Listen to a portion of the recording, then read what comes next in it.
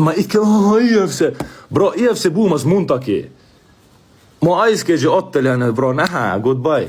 Chatti, että äly kuin tekopyhä immuunsa, niin tekopyhä ihminen. Se sanoi mulle, pidä vittu pääs kiinni, vaikka mä kysyin siitä, miksi sä menit laikkaa apina kommenteissa promotterina. Meillä oli kaikki hyvin ja tälleen, tiedätkö. Sä heti kääntä selkää. Nyt mä tiedän, miksi Makvan puhuu sit paskaa. Nyt mä tiedän, miksi Makvan puhuu tästä äijästä paskaa. Tuo on niin vittu feikki äijä.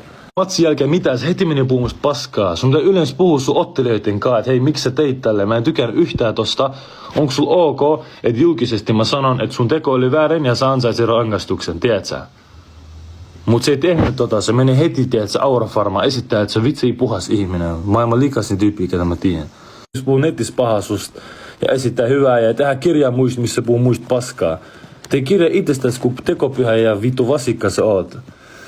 Mä lupaan.